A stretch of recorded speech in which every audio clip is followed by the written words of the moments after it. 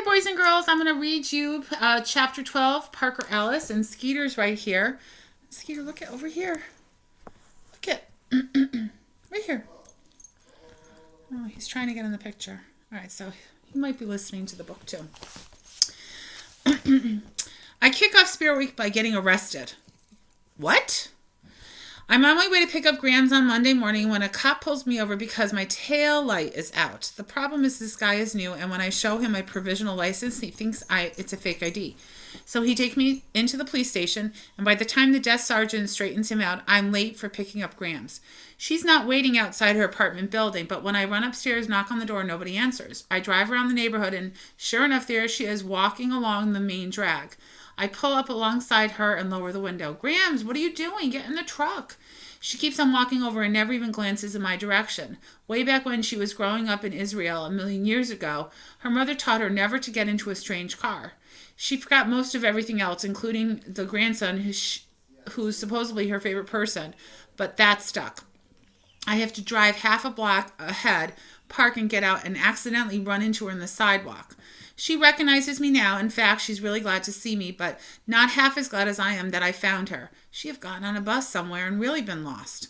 She still can't come up with me by name, but you look skinny, kiddo. Have you been eating? Sigh. Why can't you just say you look skinny, Parker? Hey, there's the pickup, I announce in surprise. Hop in. I'll give you a lift. By the time I drop her off at the senior center, I'm way too late. To make things worse, I get stuck behind this giant truck in the driveway of the school. I squint at the sign on the back. At first, it looks sort of like Alien Raw and Grid. Remember, he's got the reading problem? But that can't be right. Then I recognize the logo from the internet. It's the Oriental Trading, that website where you can order bulk items of things like joke glasses and light up necklaces and party stuff. I honk for them to let me pass, but they're already out of the truck, two big guys. They open the back and start hauling these giant cartoons onto the loading bay of the school. There's no writing on the boxes, but there's a picture, and I know exactly what's inside. The horns for Spirit Week. Hundreds of them. If they really ordered for every class but us, 1,000. My grip tightens on the wheel. What do I care? If SCS8 is being left out, that makes no difference for me if they've ordered noisemakers for every man, woman, and child on the planet. And then I think of Mr. Kermit and the way he tried to make the principal change his mind, even though he hates those horns. Man, the sound of just one drives him bananas. In all those boxes, there must be enough noisemakers to bring down a herd of elephants. I pull around the truck, thumping over the curb and driving across some of the front lawn to the parking lot. Why do they let him have a license? That's against the rules of my license too, but this is an emergency. I roar into a spot, pulling only a tiny scrape on the side mirror of one of the teacher's Mini Cooper. I jump out of the head and head to school without even using my bottle of Scratch Guard. By the time I hit the front entrance, I'm flying. I sprint clear across school, past the gym to room 117. What luck, the other kids are there, but Mr. Kerman hasn't arrived yet. Considering he's a teacher, he sure doesn't seem to have a problem with tardiness, his own anyway. If they gave late slips to staff members, Ribbit would spend his whole life in detention. Maybe that wouldn't be a bad thing for someone who loves crossword puzzles so much. The horns are coming, I gasp. 1 if by land, or 2 if by sea, Barnstorm snorts. This is serious, I insist. Oriental Trading is parking out front right now and loading them. Kiana clues in. Mr. Kerman's going to lose it. And it's going to be hard to get any rest, adds Raheem with a yawn. It's no fair that everyone gets them but us, Aldo complains. I mean, I don't want a stupid horn anyway, but it's still annoying. Ribbit's right, says Barnstone. I'm fine to have Spirit if you really want to do it, but like if you're on a team is winning in the championship or something like that. But to have Spirit because your principal tells you to, because of what week it is, that's just dumb. What does school spirit have to do with those horns anyway? I complain. Because they're loud, so are car accidents. I actually think about that a lot. Poor Mr. Kermit, Kian adds. This is going to be rough for him. I wish there was something we could do to make it better. Maybe there is, one says. Aldo rolls his eyes. What, we send him on vacation to the Death Star until Spirit Week is over? Of course not, he dismisses this. The Death Star is Star Wars. Mr. Kermit is the Grinch. The Grinch isn't real, Kiana explains patiently. But what the Grinch did can be real, Miyato insists. He doesn't like Christmas, so he stole it. All of it. All of the Christmas stuff in Whoville. Even the Who pudding and the roast beef. Oh my gosh. I think they're going to steal the horns. Oh my gosh. But I like it. Barnstorm's eyes widen. Steal the horns? They are like 7 of us, and I'm on crutches. How are we supposed to carry that many of them? They're in boxes I put in, big ones, but I don't think they're super heavy. At least the Oriental trading guys are having no trouble unloading them. Where do we put them? Aldo demands. In our lockers? Miyato is stuck on this holiday special. The Grinch loaded the Who's Christmas stuff on a sled and dumped them off the top of Mount Crumpet. Too bad there aren't 10,000 feet cliffs around here. That's when it hits me. Guys, what about the river? If you followed school property straight on past the athletic fields, you probably come to the banks of the Greenwich River, which divides our town into 2. Kiana shakes her head sadly. It's just not practical. There's no way we can move giant boxes all the way. I'll drive them, I say suddenly. We just have to load them into my truck. I can't quite describe how I feel. It's not that I'm so anxious to do it, but suddenly it seems so doable. And knowing it's possible, it feels like we have to try. Raheem looks up from his doodles. Well, we'll get in trouble. No kidding. If we get caught, it's hard to imagine the school will go easy on the kids who hijacked 1,000 horns. The answer comes from all the people. Elaine. We're already in trouble, she mumbles from the spot on the back of the room. This class is trouble. What else can they do us? Put us here twice? Let's do it, Kiana reaches a hand in the center of her group for Mr. Kermit. Oh, they're working together as a team. But not for a good thing. But sort of for a good thing. Barnstorm places a crutch over. I'll show them where they can stick their spirit. Aldo tries to lay his hand over Kiana, but the crutch is in the way. No one tells me what to get worked up about. To the universe and beyond, Miyato explains. We all sign on, even Raheem, who is close to wide awake as I've ever seen him. We have to hurry, I urge. One of the custodians start unpacking those cartoons, it's all over. Or cartons, it's all over. We head for the loading bay, taking the long way to avoid passing the faculty lounge. The last thing we need is to run into Mr. Kermit heading for room 117. Not that he'd ask us where we're going. Luckily, the halls are busy, so no one takes much notice as we loop around the main foyer and backtrack to the storage rooms that connect to the loading bay. Kiana peers around the front door. Uh-oh. Following her lead, I peek into the storeroom. The loading bay door is open to the driveway, but the truck is gone. Just inside stand the big boxes. I count 7 of them, stacked 2, 3, 2, and 2. Mr. Carstairs stands next to them, the packing slip in his hand, a half-finished bagel in the other. Why hasn't he started unloading them, I murmur. He's probably waiting for help, Kiana whispers. That means the other custodians could be here soon. Aldo curses under his breath. How are we supposed to get the boxes with Carstairs right there? Miyato has an idea. We could create a distraction. What distraction? Kiana asked. I can talk to him about the Silmarillion. Miyato volunteers. That's the creation story of the entire mythology of The Hobbit and The Lord of the Rings. And then I'll try to get him to walk away. That's the stupidest thing I've ever heard in my life, Barnstorm hisses. We're going to need a better distraction than that. Definitely, deadpans Elaine. She rears up a heavy black boot and brings it down full force on Barnstorm's sneakered foot. The scream could probably drown out all those horns put together. It causes a major freak out in the hall, and Mr. Carstone comes running. What he sees is the school's injured sports hero on crutches howling in agony. The custodian gets his shoulder under his arm, and the 2 of them began hobbling in the directions of the nurse's office. Kiana turns accusing eyes on Elaine. You didn't have to do that. You could have just faked it. Alto quarters. Not as good as that. We race into the loading bay. Oh, gross, Raheem complains. What's gross, I ask. He points. It says it on the boxes. They're gross. A gross is a way of explaining how many. Kiana throws up her hands in exasperation. That's not gross. That's 1 gross. It means there's 144 horns in each carton. That makes, Miyato does a calculation in his head, 1,018. I thought we were only getting 1,000. It really seemed to bother him. Never mind that. I'll go for the truck. I scramble out of the loading bay and jump the 3 feet down to the pavement. I sprint for the parking lot and leap into the pickup.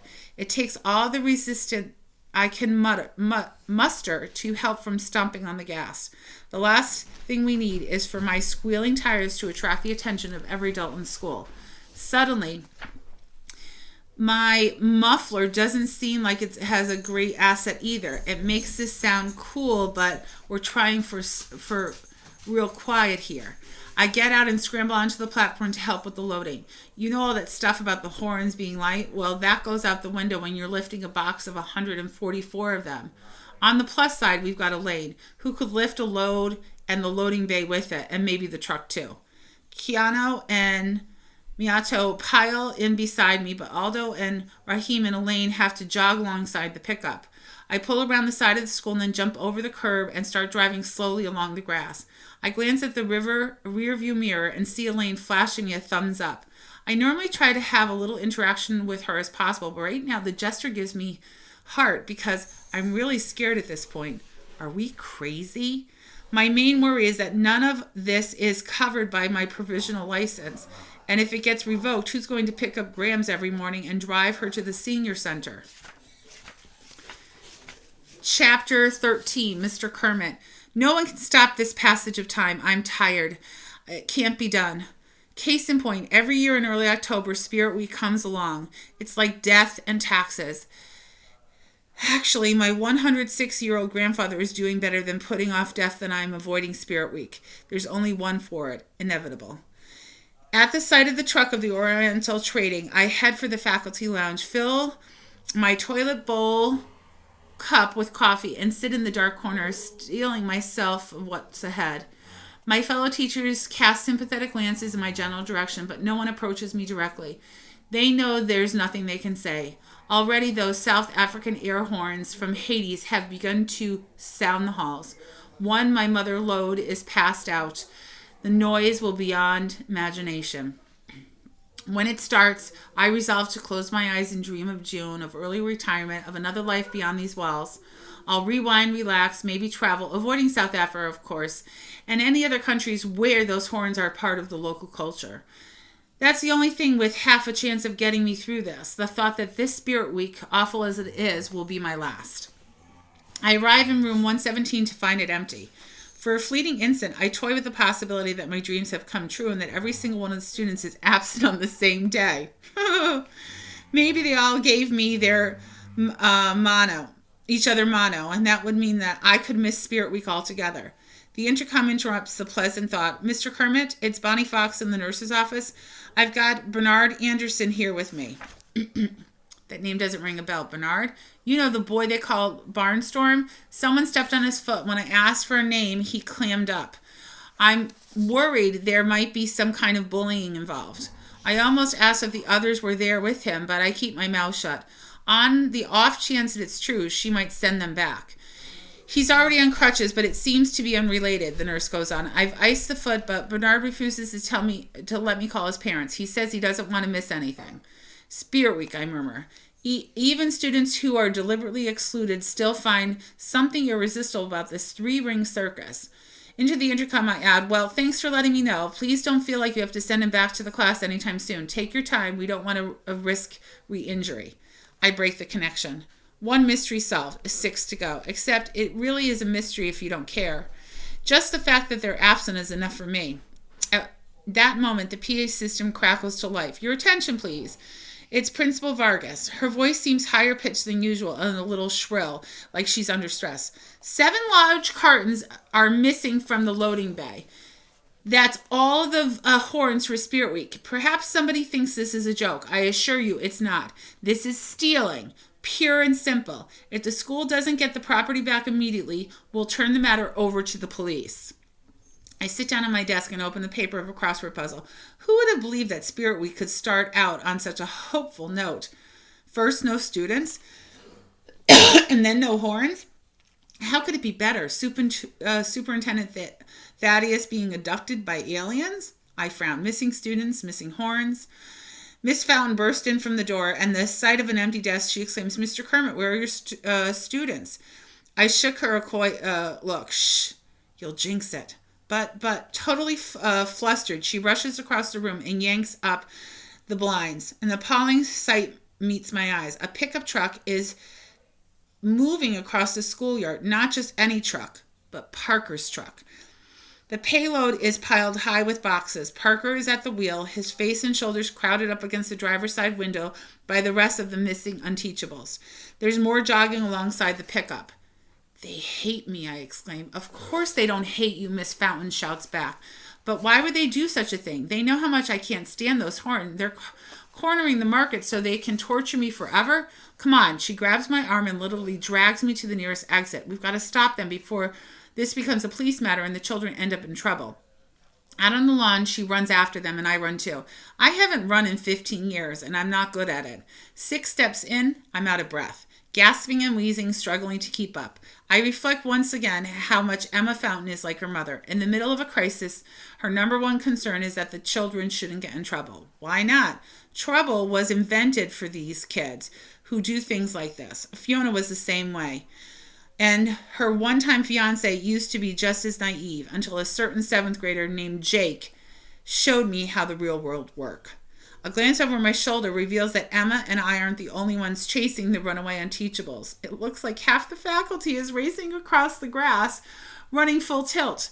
Christina Vargas is in the lead, but wait, who's that itching ahead of her? No, it's Dr. Thaddeus. The superintendent's face is bright red and he's sweating all over his hand-tailored silk suit.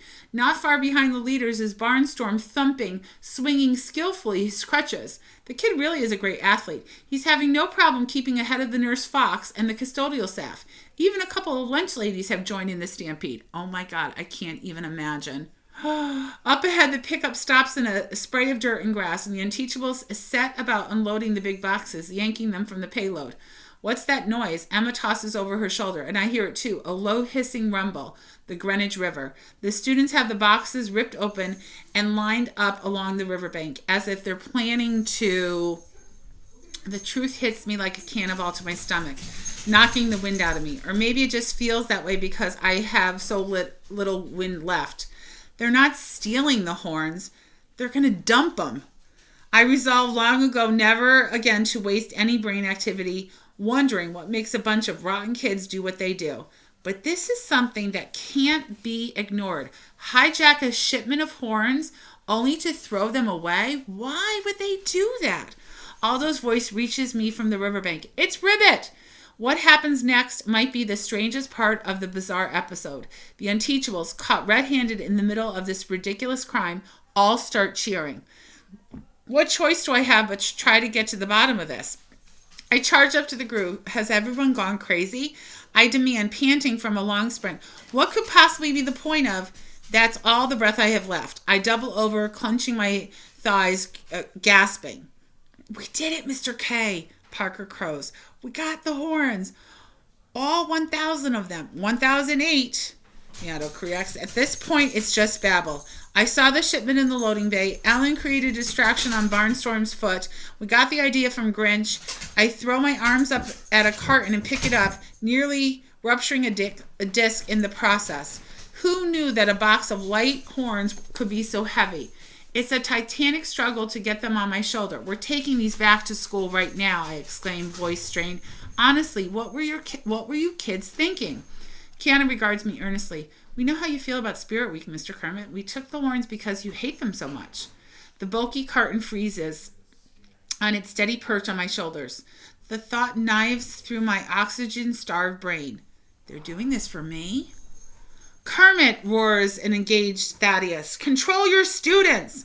I barely hear him. The flood of emotions bring me back decades to a time before Jake and the cheating scandal. Back when I was Emma's age, and I step into the classroom every morning with high hopes of shaping young minds. The mere memory of a teacher I used to be causes my posture to straighten, and that might explain why the box of horns overbalances. I cry in alarm as the carton tips over, taking it with me as I fall. 140 go golden eagles' horns drop out of the container into the water. I'm only a split second behind them, plunging headfirst into the river in the not-so-graceful reverse swan dive. Oh my gosh. Oh my gosh. Oh my gosh. The cold water delivers a shock to my central nervous system, starting my heart beating triple time. Shivering, I break the surface just in time to see my students scrambling tumbling, jumping, and belly flopping into my rescue. Oh my gosh, now they're all in the river. Even Barnstone joins in the mission, flinging aside his crutches and hurling himself into the drink. In the process, the kids manage to overturn the other boxes and kick most of the remainder of the shipment into the river with them. It's a moment that definitely not covered in the teacher's college. Standing with your entire class in chest-high water while 1,008 bobbing horns drift on downstream. Elaine has Mito on the collar to keep him from sailing away with the noisemakers. All of this miserable things that have happened to me during Spirit Week over the years, this ranks about 6. They were doing it for him, and he knows that they were doing it for him. Their relationship is definitely changing. All right, boys and girls, have a good day, have a good night. Love you. Bye.